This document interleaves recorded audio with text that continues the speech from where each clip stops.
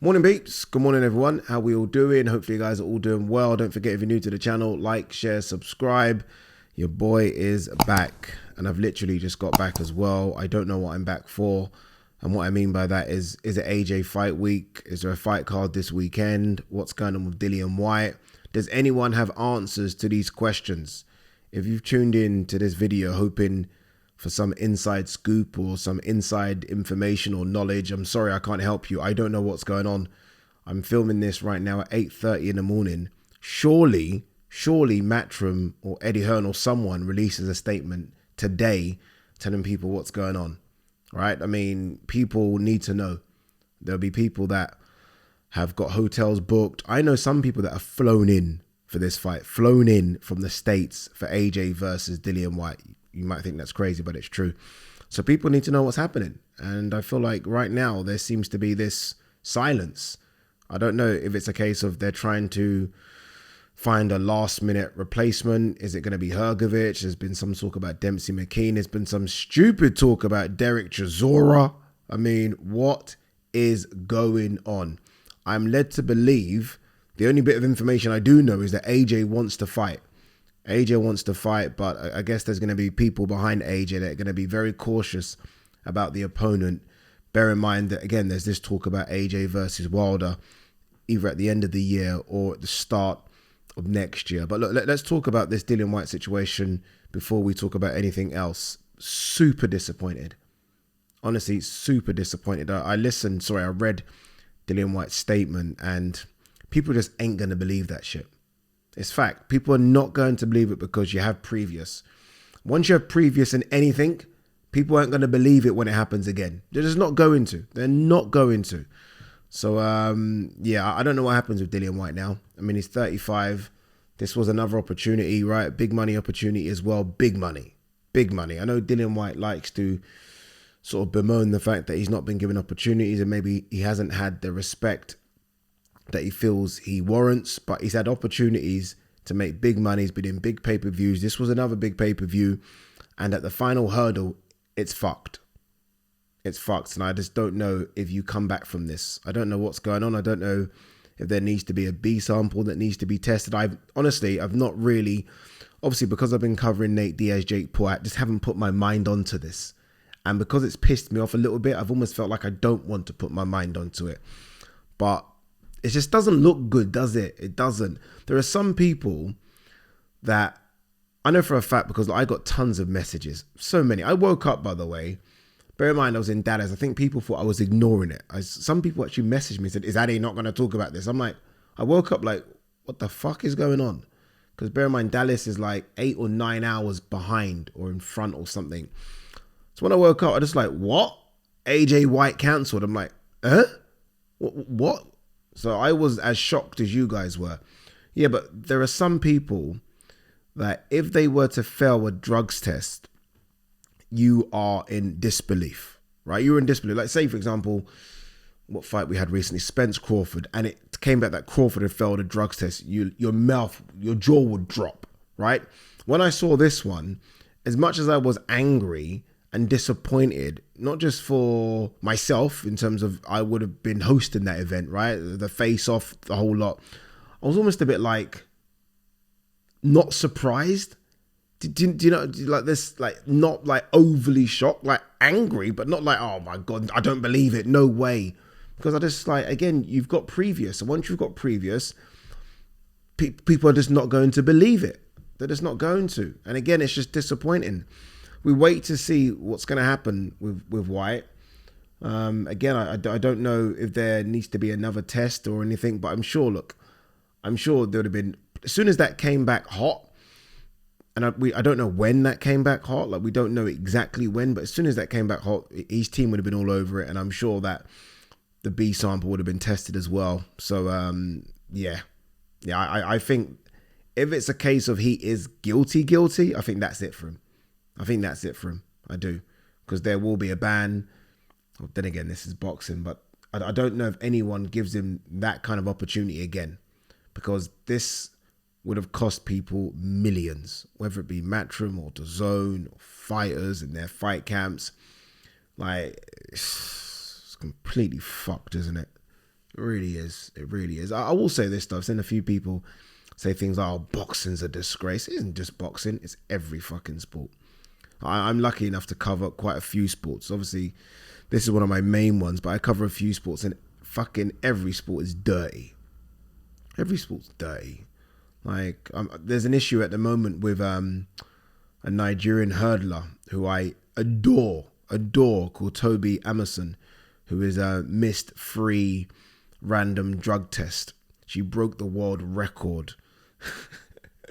She broke the fucking world record at the World Championships last year. And I was like, oh my God. I tweeted something like, this is the greatest Nigerian athlete of all time. 2 weeks after that tweet, that came out. I was like, you fucking kidding me. So it isn't just boxing. And also, I don't want this to make me not think of how good, I've worded that completely incorrect, sorry. But I don't want this to take away from what's been an amazing year for boxing. Like, people need to like just remember that. It's been an incredible year for boxing. Incredible year. I mean, a couple of weeks ago, again, we had Inoue Fulton and Spence Crawford in the same fucking week. It's been a great year. It has, and the year is going to continue to be better. So I don't want this to almost make people think that boxing's rubbish. It's not. It's not. You get some idiots, but it's not rubbish. It's been a good year. It's been a good year. So look, we'll wait to see before we nail Dillian Whyte to the cross. We wait to see what's going to happen and let the powers that be. So who is it? VADA? Is it UCAD? I don't know. And I don't really give a fuck. We'll wait to see what they do. But yeah, I'm super disappointed. Honestly, super disappointed. As to whether or not AJ will still stay on the fight card. Look, if AJ doesn't stay on the fight card, then I don't think there will be a fight card. Yeah, I mean, it's the O2 Arena. This isn't fucking York Hall, Bethnal Green. What will be the main event? What was the co-main? Hrgovic, Dempsey, McKean? Was that it? Everyone's going to ask for their tickets back. Everyone. It will go from a sellout. If AJ, honestly, I'm like, this is being serious. If AJ doesn't fight and the main event is Hrgovic versus Dempsey, McKean, that will go from whatever the O2 is, 20, 21,000 to 3,000. What's the point?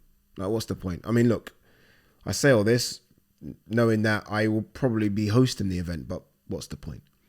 What is it going to be? Chisora versus Gerald Washington or Johnny Fisher going for his first title? It's just bad. And that's fucking DAZN. Maybe the curse is DAZN doing pay-per-view events. That's the fucking second one. The first one, Conor Benn, Eubank. This one now, it's like, geez, maybe just don't do it, man.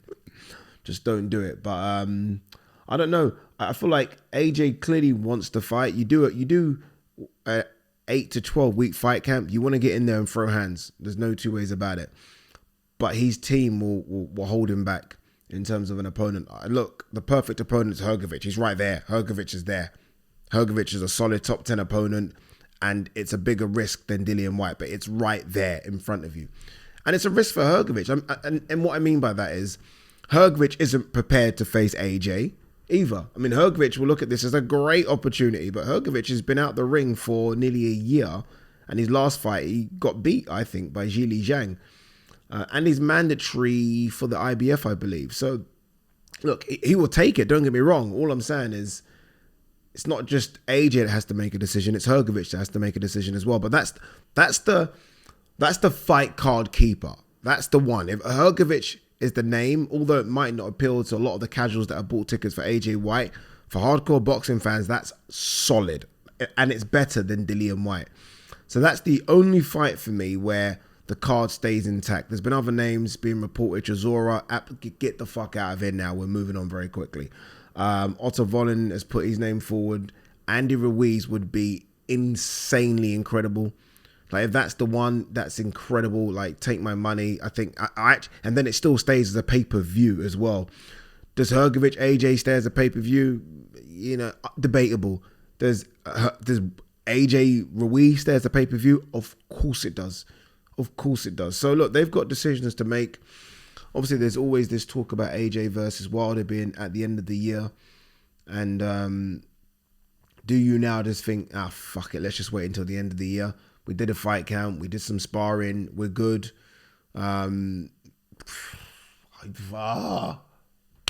Who knows? Who knows, man? I'm trying to not be disappointed and upset, but who knows? It's just so disappointing, isn't it? So the heavyweight division's been shit this year. Honestly, if it wasn't for Joyce versus Zhang, look, shout out to Jared Anderson. This guy seems to be fighting every 3 or 4 months. But the heavyweight division's been crap. Honestly, been crap. More talking than fighting. I know we've got Usyk versus Dubois coming up. I mean, Tyson Fury's fighting Ngannou. Is Wilder doing anything? It's bullshit, innit? It's bullshit. All right. Is there any other news? Is anything worth talking about? I'm so disappointed in Dillian Whyte, man. Honestly, I'm so disappointed in him. Again, look, people might say, there'll be some I know that are Dillian Whyte fans that say, Addy, you're jumping to conclusions, but maybe I am, but I'm so disappointed. Like, this is a big money fight, dude. This is, I don't know a man's purse. But, you know, all this, there's so much talk about just get rid of the rematch clause. Like, yes. Like, Dillian Whyte might have been getting... And by the way, Dillian Whyte was a live opponent. Whyte were to have flatlined AJ. And you know, AJ still got his question marks so after that Jermaine Franklin performance. If Whyte were to have flatlined AJ, Wilder fight. So it's not just you lose out on the millions in front of you for this AJ fight and you would have been getting a good 7 figures. You lose out on potentially the millions after. Mate. See if there's any news. AJ says Spence will give Crawford a much tougher fight in rematch. I read some of this. Everyone's been making up different numbers, but it's done between 500,000 and 600,000. That's the figure I'm hearing for Spence Crawford. I thought he would do 1 million. That's not disappointing.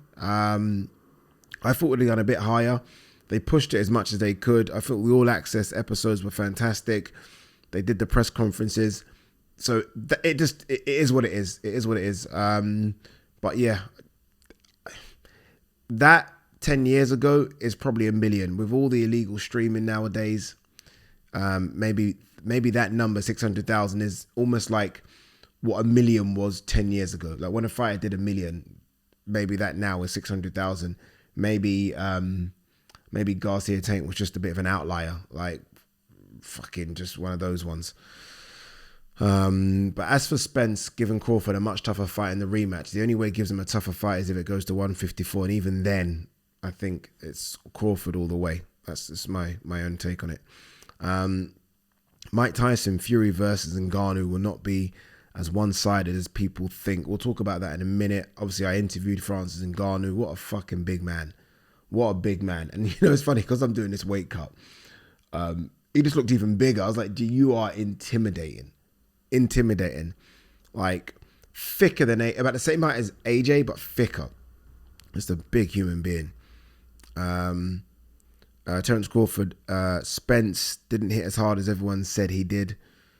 I guess that's what happens if you're tight at the weight and you look exhausted and someone hits you back. You know, like someone hitting you back kind of saps your energy as well. And maybe it was a case of Crawford's work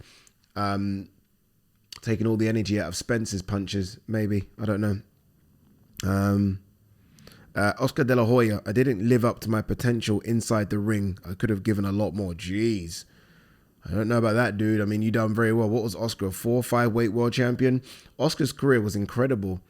I sometimes feel like because of him as a promoter and the way maybe people feel he acts and behaves, that people forget about how good he was as a fighter. Oscar was insanely good.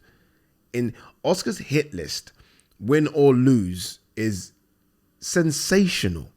Sensational. Mate, like, the only way, if he didn't live up to his potential, that's basically him saying I could have been top 10 of all time. Because Oscar's a top 30 fighter of all time. Sensational career. Andre Ward on Terence Crawford. He's been the best fighter on the planet for a long time now. We've spoken so much about Crawford. I did see that Chris Eubank Jr. has Bomac now as his trainer, Brian McIntyre, the trainer of Terence Crawford. ain't gonna mean anything.